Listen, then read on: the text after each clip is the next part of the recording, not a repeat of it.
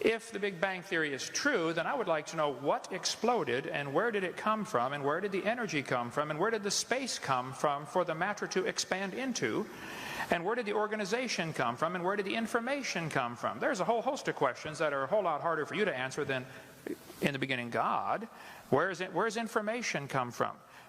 This universe is not just random molecules circulating around. I mean, it carries information. Just like a book is so much more than ink on a paper, it carries information. And the DNA is more than just chemicals. It's information. So the evolutionist never answers the question, where did this information come from? Where did the energy come from? Where did the matter itself come from? And you gripe about my belief. I believe by faith in the beginning God. I know, I admit I don't understand that. But you believe hundreds of things by faith. You don't even understand that you're believing by faith. You think matter is either eternal or can create itself. Well, that's the two choices. How did matter get here? The world is here. Where did the matter come from? Did it just happen by itself, or is it all just imaginary? We're not really here at all.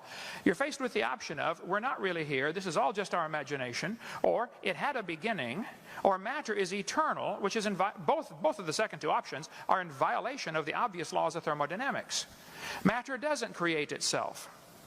And everything degrades over time, so either it had a beginning or it didn't. If it had a beginning, then what was before the beginning? I mean, there's so many thousands of things you take by faith.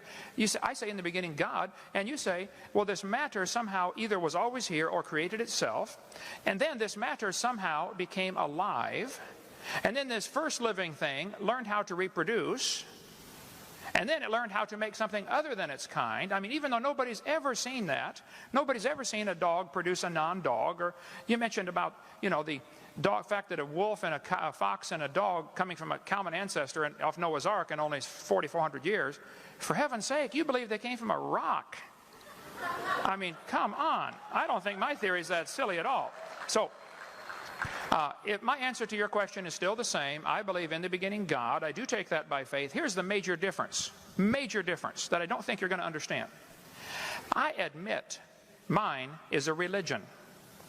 They do not admit theirs is a religion. They want you to think what they believe is science, and all of you should pay for their religion to be taught in this university. And that's the situation we have today, and that's unfortunate. There have always been situations where the majority taught something. I mean, in the Soviet Union 15 years ago, if you stood up and said, hey kids, I don't believe in communism, I think capitalism is a better system, you would be in Siberia if you survived.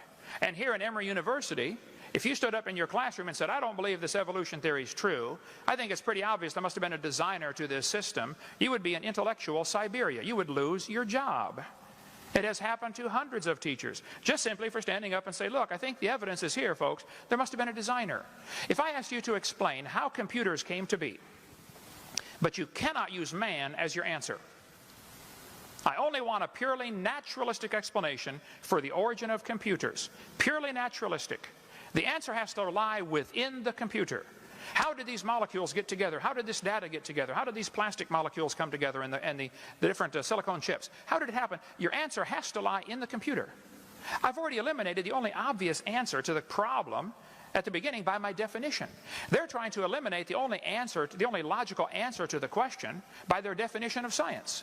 They want to define science as things that we can observe and test and demonstrate in the natural world. Okay, well then that eliminates both evolution and creation. Both are unobserved. We don't see anything change. We don't see anything created from nothing. Here's the problem. Both creation and evolution are religious. I admit mine's a religion. They don't admit theirs is a religion. And all of us are paying for their religion to be taught in the school system. And I, for one, resent that. So my answer is still the same. God did it.